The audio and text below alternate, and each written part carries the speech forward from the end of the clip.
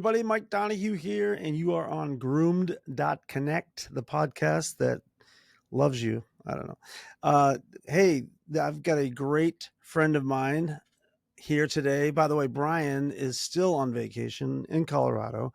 As you can see, I'm going to show you pictures here of him and his wife having a good time. He said to say hello, and next week he'll be back. But this week I have a special guest, my good friend Cory Tyson. I've known Cory since he was, I think, 7th or 8th grade. We're just discussing that timeline wise. But yeah, he is a great kid, great guy. And I'm going to let him fill in some of the blanks. But I got to know Cory quite a bit when I was up there.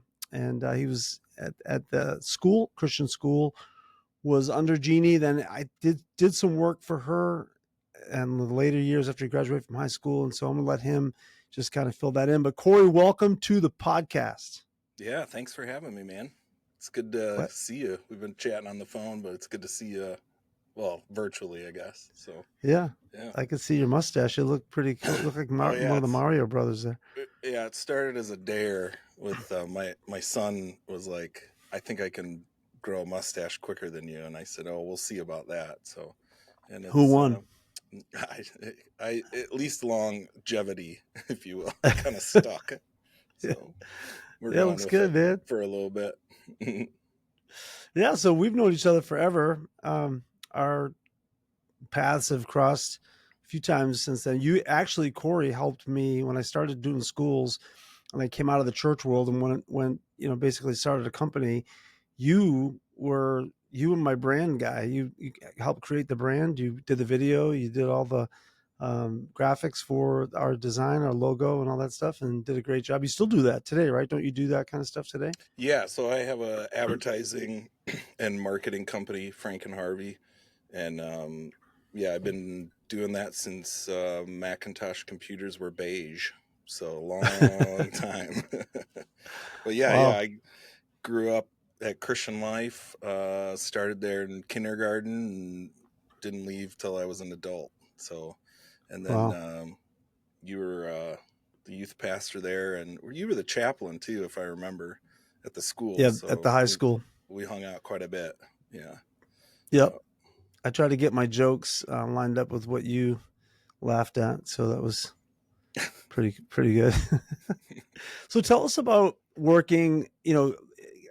Basically, you were in 7th or 8th grade at a mega church that had a school, and you were part of the youth group. And then all of a sudden, Jeannie comes in '89, probably the spring of '89, and started this new youth group. And it was just a big jolt to the community, wasn't it? Yeah. I mean, when I try to explain it to people that weren't around, it was, early 90s, mid 90s, and there's 1,500 kids coming to a building on a Wednesday night. And it's, for a community like Rockford, that was like the place to be. And I was one of the lifers. I was born and raised in that church, in that school. And for us growing up, it was just kind of, we didn't know it was such a big deal until I got older, and then I went to master's commission there, and then ended up working there for a while, and then worked in churches after that, even for quite some time, before I decided it wasn't for me. But yeah, it was the best of times and the worst of times, looking back. Yeah. So you read my book, Groomed, right? And actually, you read early, rough drafts of it, because I was sending it to you a couple of months before I even released it, just to get your feedback on it. What did you, as far as the Rockford stuff goes, chapter 9, I think, starts the Rockford stuff, and there's about 5 or 6 chapters that gets into cross current and what happened to me personally. But I know some of it you resonated with. Can you tell us a little bit about that? Yeah. Well, first of all, I asked if there's an audiobook because I went to Christian Life. I barely had an education and can barely read, but I memorized a lot of Bible verses. I was like, do you have an God so audiobook? loved the world. Yeah. So it was a slow read for me, but that's not because of you. But Yeah, I mean, I think, when you and I talked, and it it was really, I felt a sense of solidarity, because growing up, in retrospect, I thought I was a crazy person, because it was, I always compare it to like those Fisher Price toys that I had when I was little. It was like a ball, and you had to fit the shapes in there. And I was in this environment where I was definitely not like a round piece. And it was like an environment where I was trying to get jammed into a shape that I just wasn't. And I didn't really know it at the time, but reading the book, it was like, oh wow, I wasn't um, crazy. I wasn't the only one who felt like there was a lot of weird things going on. And there were a lot of good things though too. I met my wife there, and some of my best friends for my whole life are from there. And so it's always weird talking about it, but um, in once I started having kids is when it sort of started to come to the surface, if you will. And I started seeing a therapist, and then I was like, what the heck is this? And started giving her my backstory, and she was like, holy cow, this is deep. And there was a lot of things that I experienced, like I said, that were great. And there was a lot of things that were spiritual abuse, and a lot of things that have really sort of messed up, any sort of faith, if you will, just because I associate it with all of that. And, I should say that like in high school, it was a lot of fun. I was a punk and a troublemaker, and my dad will, if he was on here, he'd tell you were just trying to get kicked out of that place. And Jeannie wouldn't let me. and and I mean, she was a positive influence in my life, and but also in retrospect a negative influence on my life. She bailed me out of jail. It was like a great story of getting arrested, and I couldn't call my parents, and so I called Mikey Phil Weber, and then he called Jeannie, and then you know suddenly then I was the story during the altar call for quite some time, because she she she She's gonna milk she that. oh man, she got some mileage on that one for a while. Yeah, we're laughing because we all know how that works. Yeah. Um, yeah, I mean, I think we've established on this podcast a few times that yes, we're all going to admit that there was some good things that came out of being having a relationship with Jeannie Mayo in a in a ministerial aspect, right? I mean, it's the analogy I use a lot, which is the bank robbery, right? Yeah, the people who get the money are pretty happy about it. The ones that got robbed aren't, right? So, Yeah. and in my life, my case, and I think I could probably speak for you too, is I was robbed and I got money, and I was a beneficiary Hmm. of some of the ministry that took place in her life. So I think we've got that pretty well established on this podcast. And so, but I want to talk about when you say you had to go to a counselor for spiritual abuse and you started unpacking that. Was it a help to have somebody that wasn't part of it to look at you and go from a complete objective point of view and say you're in a cult?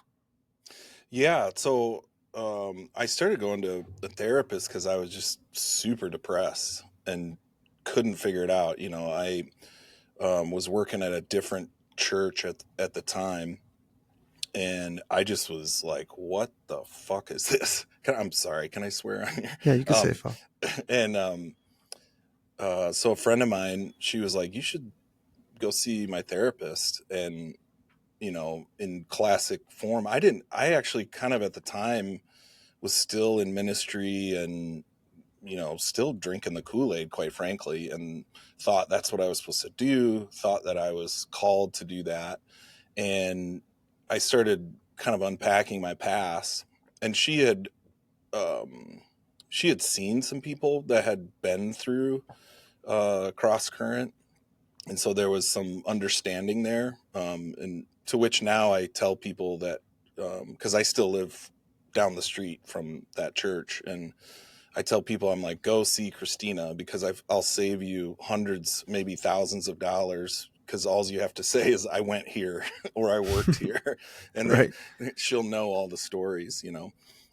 But yeah, I started going because I had just had my oldest son. He's going to be 21 here soon, so this is a while ago, and I kind of thought, oh, you know, married, I'm having a kid, and things should be great, but I couldn't shake, you know, some pretty dark thoughts. And as we unpacked it, it was like she had clinical terms for it that I was like, what?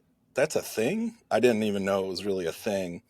And that sort of started the process of like, not that I was completely ignorant to it, but it was, like I said before, it was like, oh, that's why when I was there, I wanted to get out of there. I was like a caged animal, and I wanted to not be there. But because I was essentially born there, you know, that was my only worldview. And I always say it was like they were the people in khakis and, well, at the time, long skirts, and they were the adults. And so I just thought that's how the world worked. You know, I thought, and I really believed that I was a piece of shit, and that I wouldn't, you know, that the reason I was depressed was because of my sin or whatever.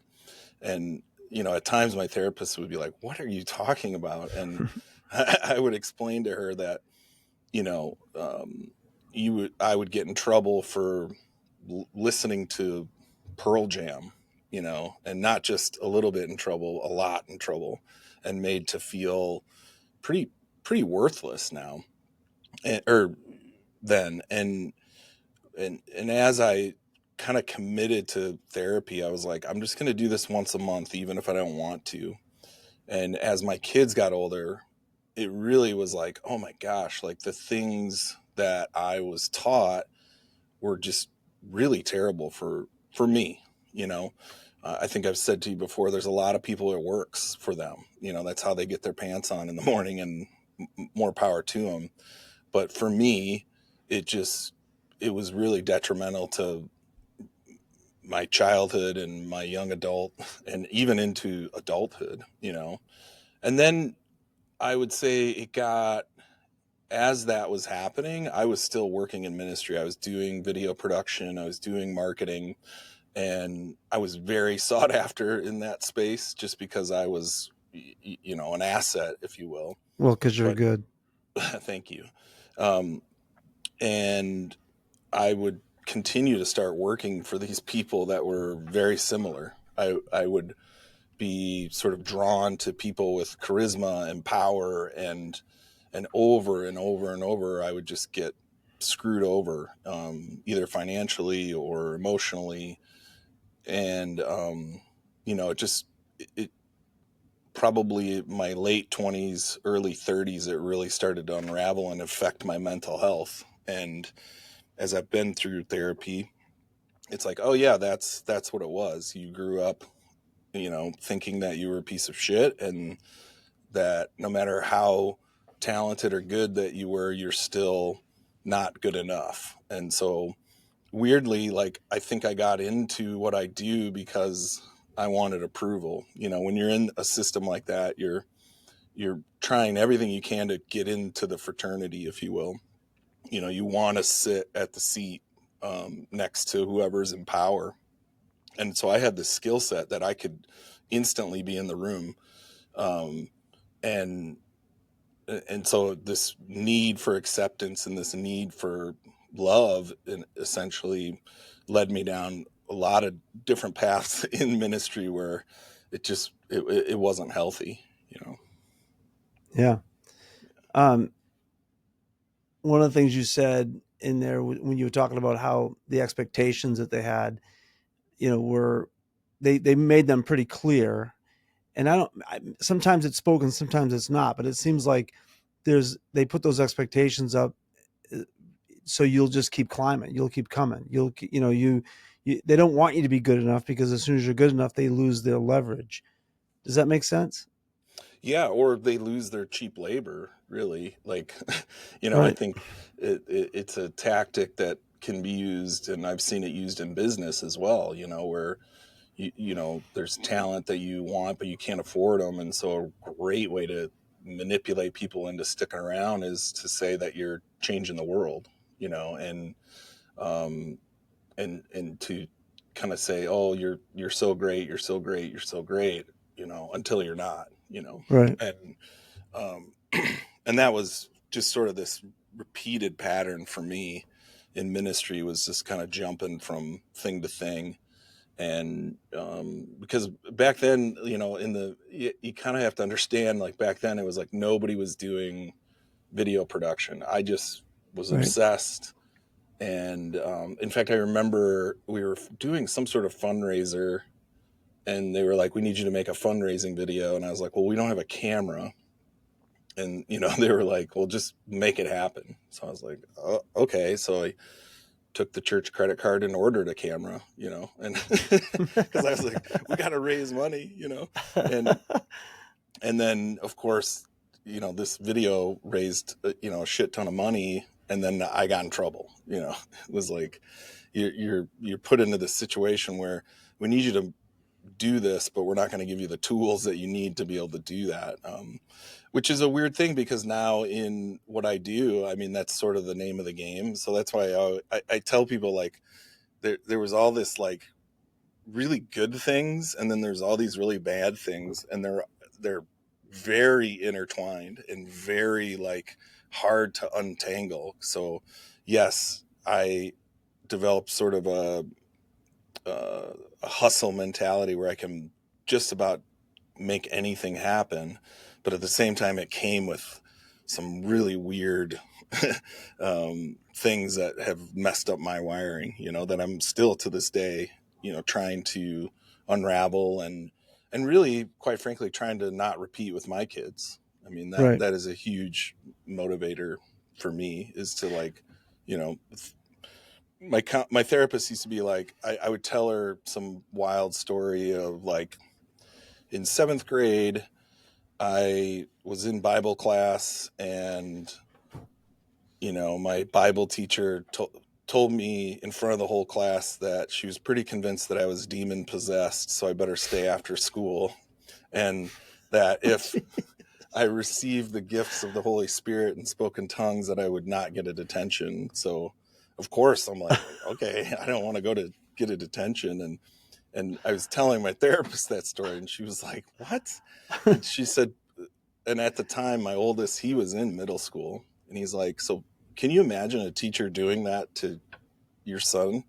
And I was like, oh my gosh, no, it Yeah. would be, When you put it in that perspective, it's a whole different thing. yeah. So, back to your original question, as I read the book, I think I told you, the first part was tough to get through, to be honest with you. I mean, that's, but as you got into the stuff, of course I connected with that, because, I was there. I grew up there, and was part of it, and not only attended, but then I was pretty quickly, kind of in the room, and saw a lot of just weirdness from Yeah.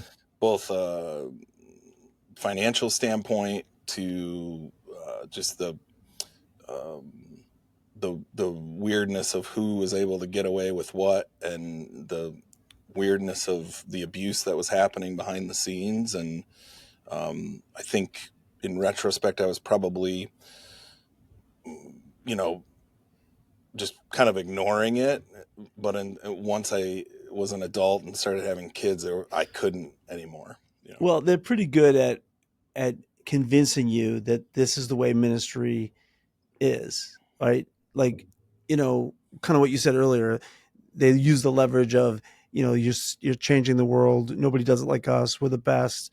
You're part of the team. This is an elite team, and sometimes we have to cut corners. Sometimes we have to, cheat the system. And cheating the system and cutting corners means gossip, slander, um, the financial stuff, lying.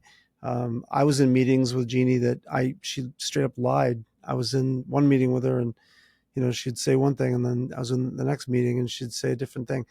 And I was convinced that, well, that's just the way I guess it is, because she does have the corner of the market on the youth ministry, at least in the country. I mean, there's nobody like her. So she Yeah, and I must be mean, right. I was getting flown all over the country to go talk to other ministries about how to do media. It was like I would. I remember specifically getting flown to Phoenix, out to, I forget, that big church Phoenix out first. there, and Yeah. teaching a class out there with 100 people in it, and feeling like I was hot shit. So I to your point, yeah, I didn't know that wasn't how it was, and um, until you get into the business world and you're like, oh my gosh, and I Yeah. know that sounds, to some people, I'm be like, what do you mean you didn't know? It's just like that was my only world from kindergarten till I was in my 20s, and then a different church in my 30s.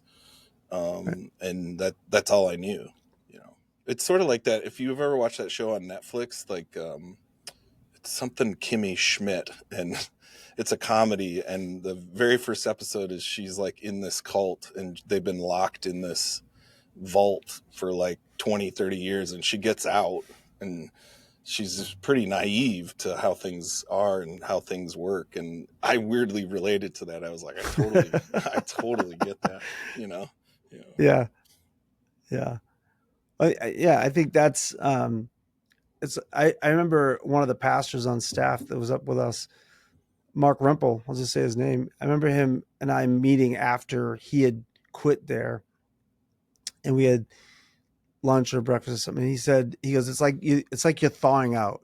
And I remember that I think visually, so that helped me. He goes, like, you just thaw out, like you realize you were kind of frozen in a mindset, and frozen thinking this is the way it should be done, because this is the way it works. It's working. There's big numbers. There's people. There's a lot of respect. People are flying in, all over the country to see what this is all about, and you're part of it, and you're a big part of it. And so you look the other way. And you and I are similar in this situation, in this sense that you were new because you were young. You were young coming into it. This was my first ministry experience. I just became a Christian.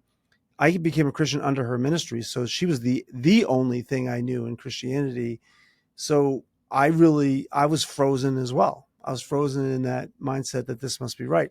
And the light started coming on for me back in 93, 94, with the help of my then wife, Andrea. And she was, basically saying, we were talking about it, and, came to the conclusion that this is not going to work.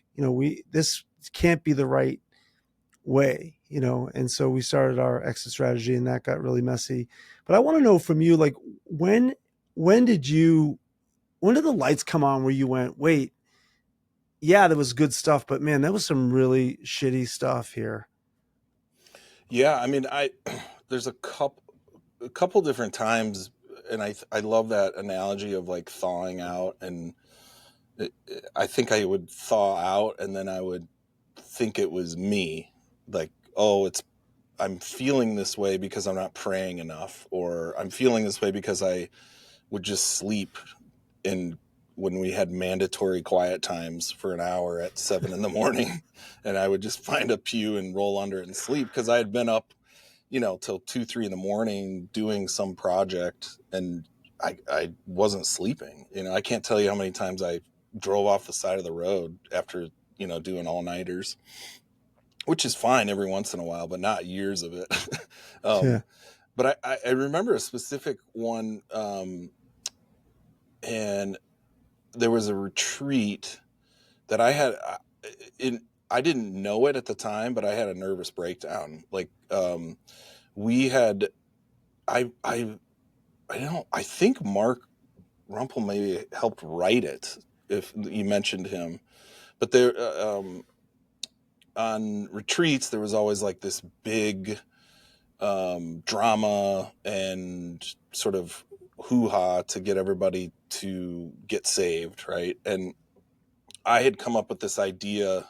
Yeah, I had come up with this idea to, like, hey, why don't, instead of doing a drama, why don't we do a movie, like in between the drama that's happening on stage? So it was like a play. And then I was like, what if we did like movies and we filmed them beforehand? And this was right after Columbine had happened. Um, and I don't know where the script came from, but it was a script that was basically like, I don't remember the details, but it was like kind of reenacting it. And then somehow the genie saved the shooter, and then the shooting didn't happen, or it was something, I'm sorry. just something weird. And, I was, I don't know, 19 years old. And I just wanted to, I had just seen The Matrix. So I was like, I want to make a movie, like that was what I really was trying to do. I was making movies, um, skateboarding videos. And then I was like, well, let's make this into a movie. And so I shot all of these like pretty intense, like shooting scenes. And I remember like I had figured out how to, um, like figured out slow motion, so like a bullet would fly through the air and while somebody was like getting murdered.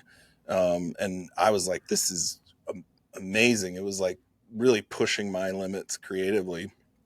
And of course it was like, the thing got done the night before, and so I'm exhausted, just, and I think that was part of how I was pretty vulnerable, is because I was just always tired. I was like always working on 2-3 Yeah. hours of sleep, and so I just would kind of go with the flow. And I remember we were up in Green Lake, Wisconsin, and I was really excited because at the time there wasn't the internet, right? And so there'd be 1,000 kids on this retreat, and I was like, 1,000 people get to see my film, essentially, and that was exciting for me. And I walked in, and I was really nervous and excited about it. And then Jeannie walked up to me, and she's like, this is going to be so awesome. God's going to use your talents, and so many people are going to get saved. And also, there's 4 or 5 students from Columbine here. And I immediately was like, oh my God, we can't do this. Like, what are we doing? Like, these, and it was almost an instant click of like, oh my God, we're exploiting these kids' horror for entertainment.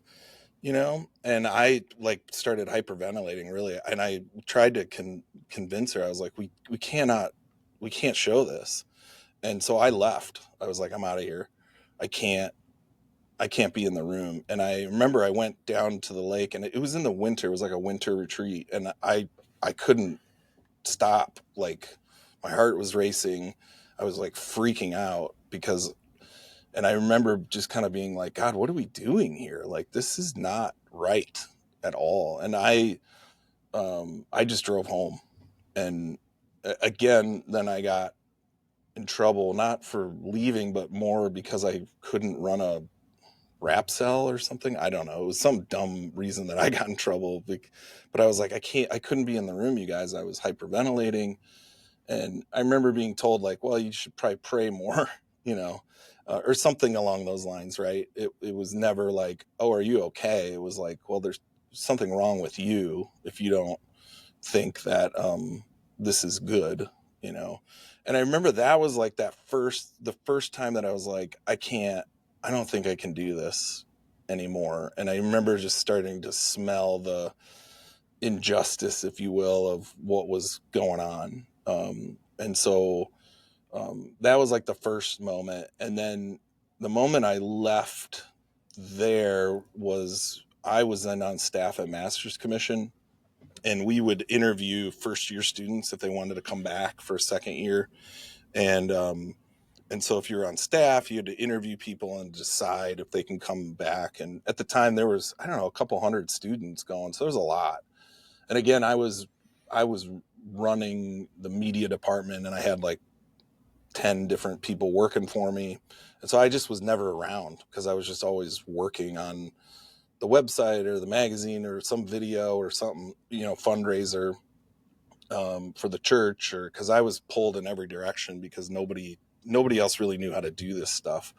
Um, And I remember this student walked in, and I interviewed her about coming back, and then she told me, she was like, am I've been praying about this, and whatever you say is what God's will is from my life. And I Wow. remember I looked down at the sheet because I didn't know this girl's name, and I was like, so I looked up to her and I was like, I'm gonna be honest with you, I don't even know your name, and I'm really sorry to say that, but I don't know your name. So I'm not even going to interview you because you shouldn't put God's will on my shoulders. And I was like, again, I had like a panic attack because I was like, what are we doing? Like, what we're Right. toying with these kids' life. Um, and I was like, well, I'm going to finish um, things out, but I was like, I think it's time for me to move on. And then pretty shortly after that, I had run this skateboarding ministry called Paradigm. I started I this thing remember with my that. buddy Dave, and Yeah. I wasn't um, there, but I remember hearing about it. yeah, no, it was another thing that like I got flown all over the place to go teach other churches how to do it. I remember I met with like Jim Baker and his son about it down in Atlanta, um, and anyway, so I'm running this event, and I was really proud of it. We had like, I don't know, 300 or 400 skateboarders show up to this event. We made a movie to show, like a short film that just didn't, it was just nothing serious. It was just like a fun thing to do. And then we were about ready to play the film, and somebody was like, well, you're going to give an altar call, right? And I was like, no, like, this is not what we do here. Because the whole thing with the skateboarding ministry is like, we exist just to change people's misconceptions about what the church is. um, that was the whole idea behind it, was like, we're not going to beat people over the head with the Bible, we're just going to be Jesus, and just hang out with kids and build relationships. And Exactly right. yeah, and I was like, I'm not going to do an altar call. And it was like, well, you got to give an altar call or you're going to get fired. And so I played Who this. said that to you? Can you say? I'd rather not say. I still live here, man. I live here. Okay. I see these people at Target. Yeah. um, and I was like, so I got up and I gave an altar call, and it was like just crickets, crickets. And Yeah. so then I thought it was my fault. I was like, well, I must not have prayed hard enough, or I made out with my girlfriend too long last night, or it was obviously some sort of sin What's in the my limit life. on that? Is there like a 5 minute holy limit? I'm sorry. It was probably some sort of what they used to call it denim sex, And All right. We'll skip anyway, we'll skip past that part. yeah, but Um, so I walked out of that event and had a panic attack. So I was having yeah. these, like, I didn't know at the time what it was, and so then I just was like, pretty quickly after that, I was like, I'm gonna leave, because I can't do this, and I didn't know what was going on. I just was like, I got to get out of here. So I went and became a youth pastor in Detroit. Because that's what you did. Like, That's what you you, do. and I was like, I'm sick of making everybody's videos. I'm sick of doing all these graphics and with no thanks and no pay. And so I was like, I'm going to go be a youth pastor. And they were like, we're going to pay you $25,000. And I was like, whoa, I'm going to be rich, and I had just gotten engaged to Sarah, my wife, still to this day. Nice. Um, and then I went and was a youth pastor and told one of the elders' son to go fuck himself. And because he was just a weird, He needed it. well, he was like in his 20s, and he just would sit outside a youth group and smoke cigarettes and hit on high school girls. And Yeah. I was like, dude, you're a loser, man. And Yep. um, Gotta so go. then again, I had like a panic attack, and my wife was like, I don't think we should be doing this. And I was like, I don't think so either. I hate this. And so I went back. I called Jeremy, And I said, Jeremy, I can't do this. And he's like, he told me, he's like, I knew you wouldn't last long. And I was like, what?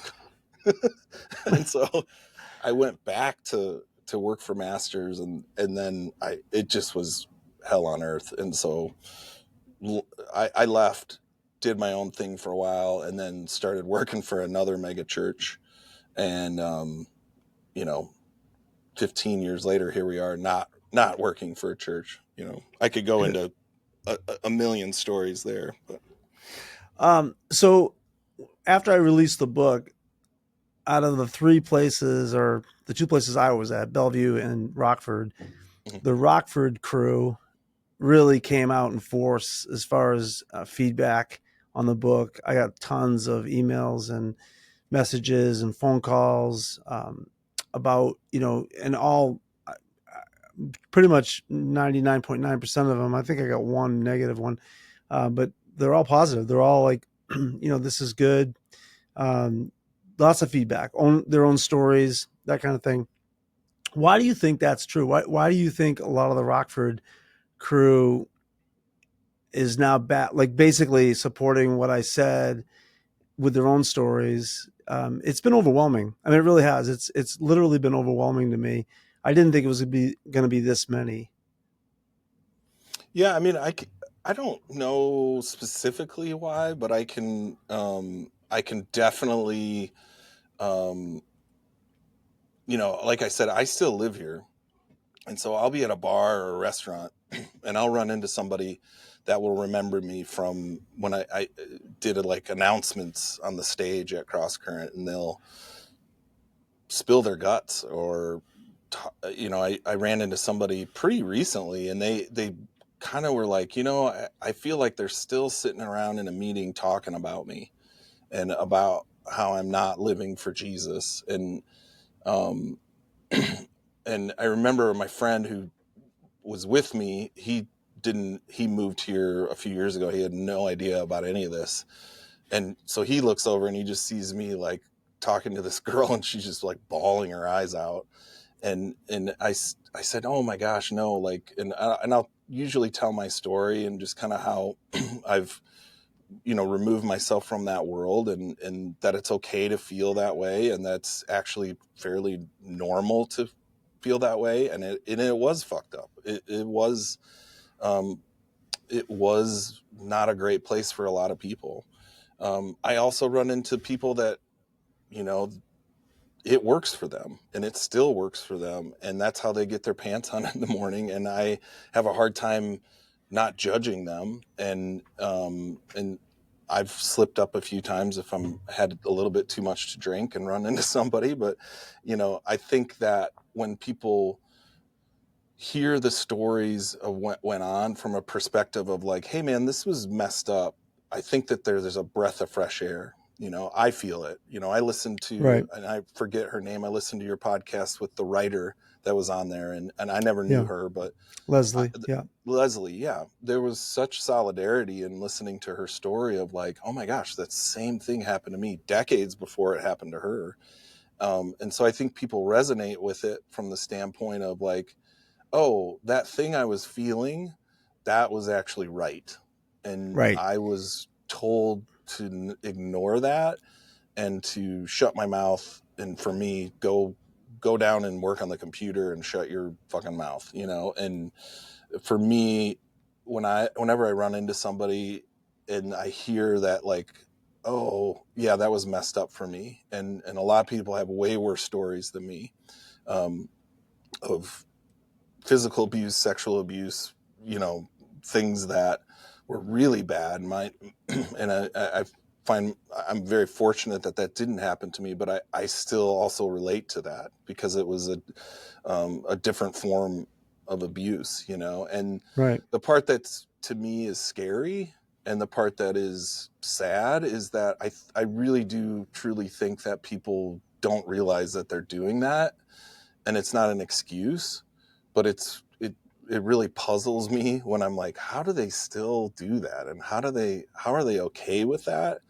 I think that there there is a disconnect with the actual Bible, and then these people that are in power, or these people that are still, drinking the Kool-Aid, so to speak. So I think that there's a lot of people in this area and I still run into people that it really did affect them. And when you talk to them or when they read your book, they're like, oh my gosh, thank you for saying that. I Yeah. remember you called me and you just were like, I'm sorry. And I was like, what are you sorry for? You never did anything. And you were like, well, I'm sorry I was a part of it. Yeah. And that meant a lot to me. My dad did something similar recently. Him and I were talking about it, and he was like, I'm so sorry I sent you there. I didn't know like Right. all that stuff was going on. And had I known, I would have pulled you out of there. Right. And that meant a lot. Like, that was super healing to hear those words, because Yeah. at times in my life, I was really pissed off at my Yeah. parents for sending me there, and I would beg them to leave. At least in high school, I would beg them to go to public school, Right. and and that's a whole nother part of my journey that's even more deep, because the school was just full of whack jobs. And Yeah. Well, I mean, I always joke, like, I got kicked out of art and photography because I was a troublemaker, and I now I look at you, dude. You literally could run the whole department there I now. do it for a living. Yeah. I think that's been very revealing is people what you said when about coming out and saying basically I thought it was me. I thought it was me. I thought there was something wrong with me. And now that the confirmation of the book has been, you know, yeah, I wasn't alone. I did read this wrong. I actually have gotten some people too that were on the fringe of. I'm not going to mention names, but they were on the fringe. Like they never drank the Kool-Aid completely. They didn't go to the youth group, or there was their siblings did or their parents did, and that they were chastised for not going. And one of them specifically said to me, she said, she said, "Shit, I knew I was right." She was going on and on, and just saying, I knew like all that time she was getting crap from people for not going and not being, but she saw through Jeannie. She saw the phoniness and saw, and it's hard to talk about it in that sense because, she was, she posed herself as mom, and in some ways she was. I mean, I'm not going to deny that she was a mom like figure to me.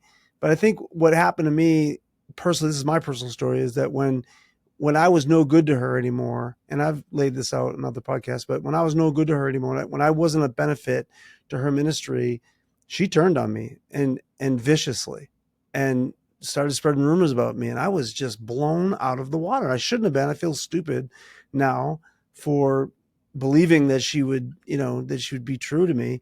But up on my wall right now, because I got a collage of pictures, I think you might even be on there. There's a collage of all my ministry experiences, and she's on there because I did it years ago before the lights were totally on, and she played a big role in my life. But then when you see all the devastation and the lying and the gossip, the slander and the manipulation and all the things that she did to make that ministry appear to be successful. I'm not even going to say successful because I don't think it was in God's standards. I think it was in man's standards. It had numbers, had money, had influence, had power, but that's all worldly stuff, right? That's all stuff that the world tries to attain. It really lacked an anointing. It was a show. And there were some good things that happened because good people went and good people prayed and good people tried to make things right. And I think because of them, um, it there was some good things happening, but there was also a Yeah. lot of crazy Well, I think stuff. it comes down to, yeah, it's great that you had success or progress, but I've watched it in all my different ministry experiences. Are you going to choose people or progress? And often in the mega church, or just in places with people that have power, they're going to choose progress over people. And it doesn't matter how many body bags are left on the side of the road. And I'm not okay with that, Right. and it took me 20 plus years to use your quote, to thaw out from that, and I still will, it still will rear its ugly head in weird ways, like Yeah. I don't think about, specific people. I even say, when I talk to people, I'm like, no, it was them. It was they. It was everyone. It was protect the organization at all costs, no matter what. And if you don't step in line, you're out. And I think that has to change in the church. It has to be a place where questions are celebrated. And when people go, why, you have to listen to that as a leader. Even as a business owner now, when I hire people, I listen to their feedback. I ask for their feedback, and then I try to treat them well and not just see them as a means to an end. And Yeah. if there is a silver lining, I'd like to say that I'm a pretty decent manager, boss, business owner because of the abuse that was done to me. I sort of did a 180, and I was like, I'm not going to do that, and Yeah. um, and and then also, like, I'm not gonna, like, I'm not afraid of those people. I don't care what they think, because they're not thinking about me, and I'm not on their radar. So Right. The next Mike why would, Donahue is there. The next Cory Tyson's there already. yeah, They're in the middle of grooming them and manipulating them. They don't care about it. We're past. We're gone. We're not part of the crew anymore. And so they don't yeah, and even that think. in some ways that was a good lesson for me. And one of the lessons I hope my kids realize is that in some ways, when you're doing a job for somebody, is to remain stoic about it. Don't get emotionally attached, because you are a means to an end. Like, you're an asset. You're trying to accomplish this goal. Right. And like, when I hear businesses that are like, oh, they hire people and they're like, you're part of the family, I just get really, like, Yeah, because it's cringy. leverage. It's a manipulation tool. Yeah, That's a I term mean, of for me, it's a endearment to trigger. get. Right. you know Right. Right. and even yesterday, I was on a pitch meeting with a venture capitalist that wants to do a rebrand, and I'm helping him with that. And he said these words. He was like, the question is, do you really believe in what we're doing? And I was like, I'm going to stop you right there. I was like, this is a job. I'm going to charge you money, and you're going to pay me, and then I'm going to deliver. I'm not going to sign up for your belief or Newsletter. your cult, you know. Um, Right. and sometimes that gets me in trouble, because people think that that's a good tactic to use in business, and I'm like, bullshit, and Right. I in some ways am very, very, very guarded, Yeah. and I think that people coming out of cults or religious experiences, they have to be really guarded, and they have to be really careful not to replace that guru that was in your life with another guru. Right. I watch it with a lot of my friends that are coming out of that world, and they replace the pastor with a podcaster, and you're like, Right. well, be real careful about that, because I personally am susceptible to following. I was raised To to follow. follow and to Right. shut your mouth, and so I have to be really careful not to be manipulative, because, quite frankly, I'm a little bit naive to it, or at least I'd like to think I was. I'm Yeah. more guarded now and more smarter about it. But for a long time, I really was like easily sort of enamored with somebody that was charismatic, had a microphone, and then I would be like, hey, I can do this for you. I can, you know, make you look better. And Right. then pretty quickly I'm in the room again, and that was my career post, you know, um, First Assembly, or whatever they call it now. And I worked City first, brother. City First. That's right. Yeah. I worked for another mega church in town, and then I would do freelance for places like Willow Creek, and so another part of leaving was, it took me decades really to reestablish myself outside of the church world, which was really, really hard, Yeah. because the mega churches specifically pay way better than the real world does. And I think that that's actually a tactic to overpay people so they stay. And then when you start a career in the real world, it's like, nobody gives a shit about you, and you're not Yeah. special, and you better be really good at what you do. But I like that space because a spade is a spade. It's Right. about money, Right. and it's not under the guise of changing the world or God, you know. Right. Yeah. They're God. They end up being their own God. Well, hey, listen, I really appreciate you coming on, and we're going a little longer today because I knew we would, because I just knew you had a lot to say. And Cory, you're a very well respected person just in life, but in Rockford for sure. I know a lot of people look up to you a lot and followed your lead. There was some people probably that you don't even know about that, when they saw you taking the path you took, um, respected that and maybe blazed a trail for them a little bit to ask the right questions, and to make their exit strategy um, more solidified. So I appreciate you coming on. Is there anything you want to say to end the podcast? No, I just would say, people that are watching this, if that I would highly, highly, highly recommend to go get a therapist. And now I think there's a whole genre of like spiritual abuse therapists, and Right.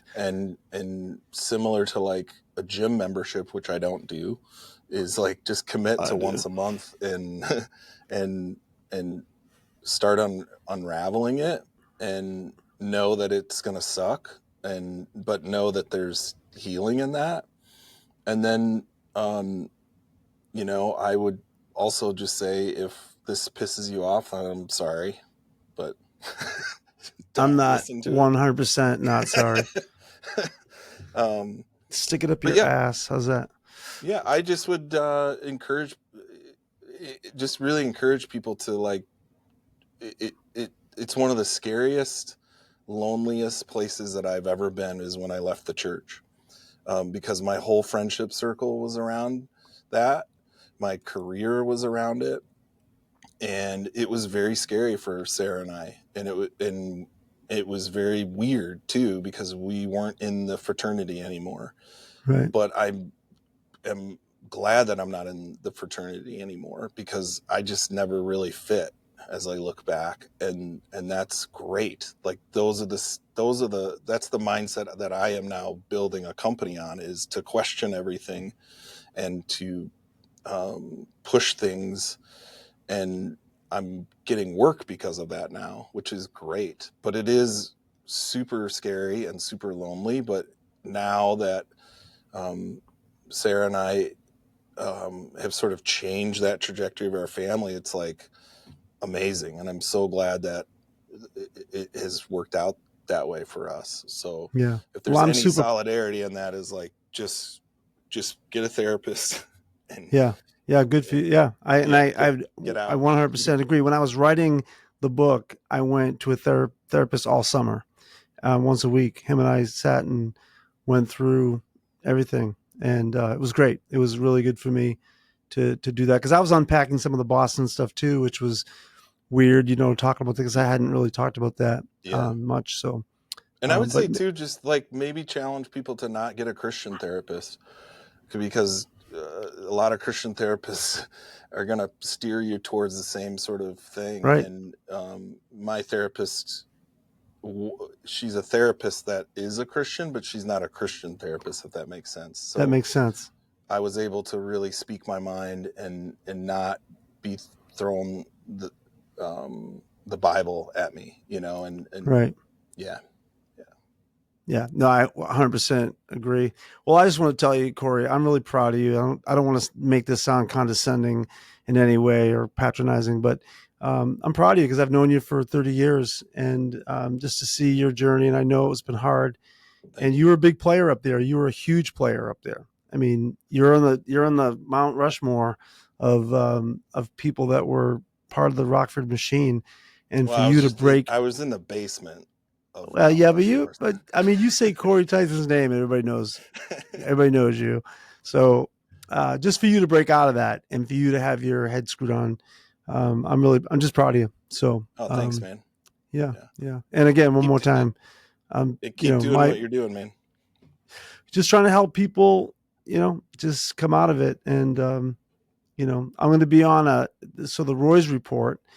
I'm going to be on their podcast in September, and they're highlighting the book for the month of September. So that's a pretty good boost. So those of you that are watching this, thank you for enduring. We went a little longer, but I wanted to because I knew this guy was going to have some pretty cool things to say. And if you would like to, follow us on all the stuff, right? So do that, click, punch, do whatever you got to do. And we'll see you guys next week. Next week, I'm pretty sure we're having one of the victims from Bellevue Christian Center on our podcast, and Brian will be back, and so it'll be a interesting time to do that. So we'll see you guys next week. Thank you so much for tuning in. Take care. Thanks, Mike.